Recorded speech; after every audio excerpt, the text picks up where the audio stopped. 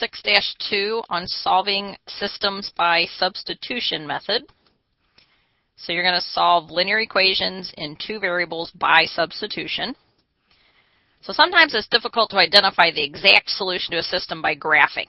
If you have a graphing calculator, it's wonderful. But if you're trying to graph by hand, it is so hard to draw the perfect line. That's why it's so important to use rulers when you solve by graphing. So since it's so difficult to do that, I'm going to teach you a new method called the substitution method. So the goal when using substitution is to reduce the system to one equation that has only one variable. Then you can solve this equation by the methods taught in Chapter 2. The other and very important thing with substitution is ask yourself this question. Where's the 1? You gotta have a coefficient of 1 for substitution to be the method you would want to use to solve a system of equations. So you've got like a 5-step process here to solve a system by substitution. Your first step is to solve for one variable in at least one equation if necessary. That's the key component of where's the 1? I'm going to keep saying this over and over and over. So that's the variable you want to solve for, is the one that's got a 1 in front of it. Then you're going to substitute that resulting expression into the other equation. Step 3, now you've got an equation that has one variable in it instead of two. So you're going to solve that equation to get the value of the first variable. And then you're going to substitute that value into one of the original equations and solve. So you're always going to go back to the original problems. And then, of course, your last step is to write your values for x and y as an ordered pair. So x comma y, and you should always check your solution. So plug it back into the system to see if it works. Example 1a, you have to solve this system by substitution. So your system for equation 1 is y equals 3x. Equation 2 is y equals x minus 2. So the very first thing you do is where's the 1? Well, the nice thing is there's a 1 in front of that y, and there's a 1 in front of that y, and there's a 1 in front of this x. Those are the variables you would want to choose to isolate. Well, what's already nice about this is you already have a y by itself, and you already have a y by itself. So if both of these things are equal to y, then they must be equal to each other. So what I'm going to do is I'm going to substitute the first equation into the second equation. So y is holding the place for a 3x. So y is really a 3x. So I'm going to substitute that 3x in where this y is. So then I'm going to rewrite the second equation. So the y gets substituted with 3x, and that equals x minus 2. And now I have one equation with one variable. And then I solve this, so I would subtract x on each side, get 2x equals negative 2, divide each side by 2, and now I know x is equal to a negative 1. Now I need to figure out what y is. So now I'm going to take that negative 1 and I'm going to plug it back up into one of the two original equations. I'm choosing the first one. So now to figure out what y is going to equal 3 times negative 1. So now I know y is a negative 3. So now I write my answer as an ordered pair. So x is negative 1 and y is negative 3. And then you should always check your work just to make sure you're right. So if I plug it into the first equation, y equals 3x, is negative 3 equal to 3 times negative 1? Well, negative 3 is equal to negative 3, so that checks. If I plug it into the second equation, y equals x minus 2. Well, if y is negative 3, is that equal to a negative 1 minus 2? Well, yes, it is. So because it worked in both equations, I know the answer to the problem is the ordered pair negative 1, negative 3. So if I'd taken the time to graph these two lines, that would be the point of intersection. B, you have to solve this system by substitution. The first thing you look for is where's the 1? Well, there's a 1 in front of that y, a 1 in front of that x, and a 1 in front of that y. So you have to pick one of these to isolate. Well, the nice thing is this y right here is already isolated. So I know that y is holding the place for an x plus 1. So I'm going to substitute that x plus 1 into the second equation where the y is. So I'm going to rewrite the second equation as 4x plus, and instead of writing y, I'm going to write x plus 1 equals 6. And now I have one equation with one variable. So 4x plus x is 5x plus 1 equals 6. Subtract 1 on each side, so 5x equals 5. Divide each side by 5, and x is equal to 1. Then I have to take that 1, and I have to plug it into one of the two original equations. I could pick either one. I'm going to pick the top one. So I'm going to say y is equal to, and the x gets replaced with the 1, so 1 plus 1. So now I know y is a 2. So I think the solution to the system, x is 1, y is 2. So I think the ordered pair is 1, 2. Always check your work to make sure that that's truly the solution. So plug it into y equals x plus 1. So is 2 equal to 1 plus 1? Of course it is. So you know it works in the first equation. But does it work in 4x plus y equals 6? So is 4 times 1 plus 2 going to be 6? So is 4 plus 2 6? Sure is. So I know that I have the solution right. It is 1, 2. Sometimes you substitute an expression for a variable that has a coefficient other than 1. So when solving for the second variable in the situation, you can use the distributive property. Caution. When you solve one equation for a variable, you must substitute the value or expression into the other original equation, not the one that had just been solved. So make sure you're using both of the equations when solving your problem. So I want to do example 2. So my system is 3x plus 2y equals -5 and y plus 6x equals 11. And I want to solve this using substitution. First question I ask myself is, where's the 1? Well, there's a 1 right there in front of that y. I want to isolate this variable. So in y plus 6x equals 11, I have to get the y by itself. So I have to move the 6x to the other side. So I'm going to subtract 6x on each side. So I know that y is holding the place for 11 minus 6x. Now I'm going to take that 11 minus 6x, and I'm going to substitute it into the other equation where the y is.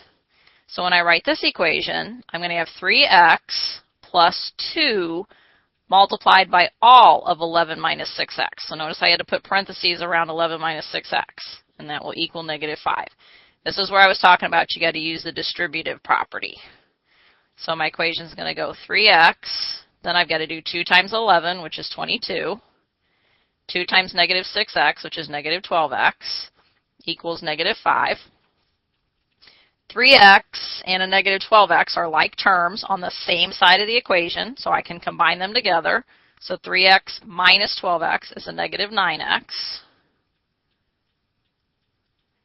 Then if I want to isolate the x, I got to get rid of adding 22, so I subtract 22. And I get down to -9x equals -27. Divide each side by -9. And x is equal to a +3. Now I'm going to take that +3 and I'm going to plug it back up into one of the two original equations. It doesn't matter which one you pick. I'm going to pick the second one. So I'm going to do y plus 6 times 3 equals 11. So y plus 18 equals 11. So subtract 18 on each side. And y is equal to a -7. So I think the answer to the ordered pair is 3, -7.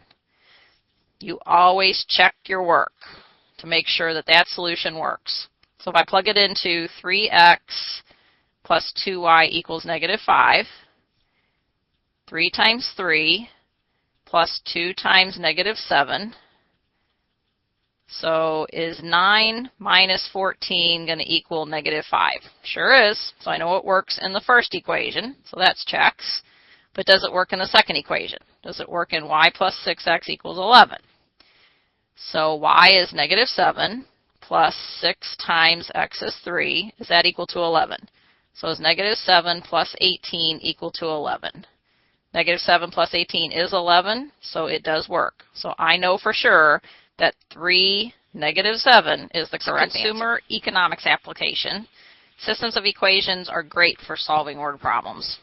So it says Jenna is deciding between two cell phone plans. The first plan has a $50 sign-up fee and costs $20 per month. The second plan has a $30 sign-up fee and costs $25 per month. After how many months will the total cost be the same? So that would be the point of intersection of the two lines. And what will the cost be?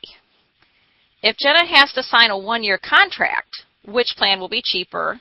And explain why it would be cheaper.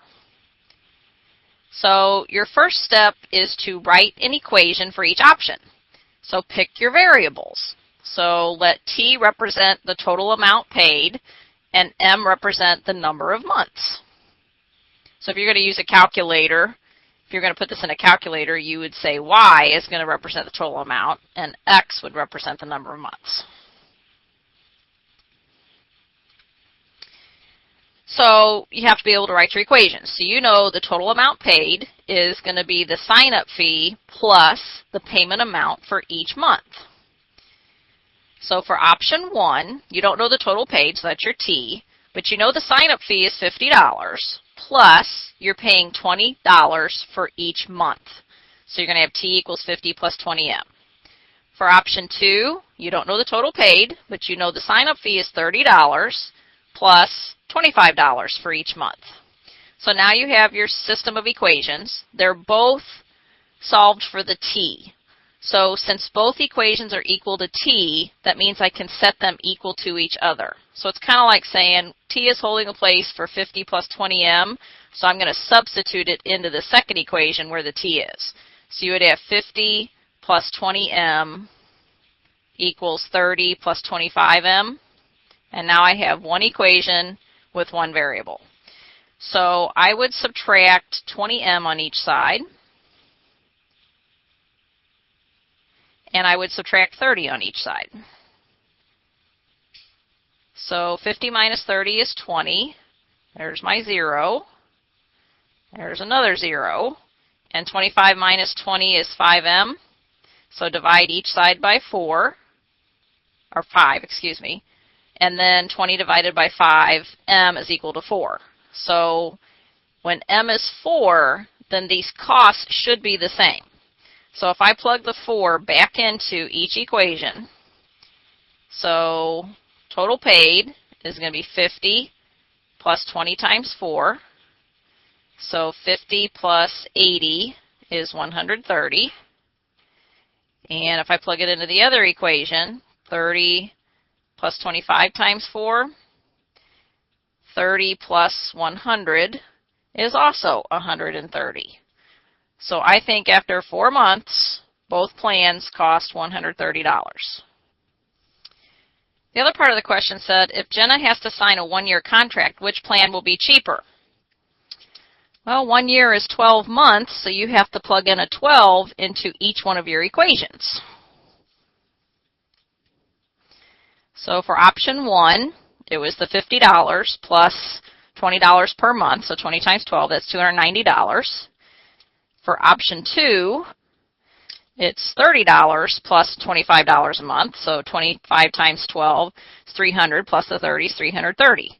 So the plan that would be cheaper would be the $290 over the $330. So Jenna should choose the first plan because it costs the $290, where the second plan costs $330. If you did a visual representation of that word problem, you would type both equations, 30 plus 25x and 50 plus 20x, into your equation bar. Go to your menu, figure out the point of intersection, and you would see that 430, so 130, so after 4 months, each plan costs $130. So then after 12 months, what you notice is, you know that 12 months would be after the 4, so 12 months would be somewhere out here. The red line is under the green line. So you know the red line's cheaper. So you would know the 50 plus the 20x is the cheaper one after 12 months. Just to prove it, if you go to Menu, and you go to Trace, and just do Graph Trace, and type in 12, and hit Enter. There's your 12, 330. Hit Enter again, you'll drop it. If you hit your up or your down arrow, it'll jump lines. There's your 12 at 290. Hit Enter. So you can see that the red line's under the green line and 290 is cheaper than 330.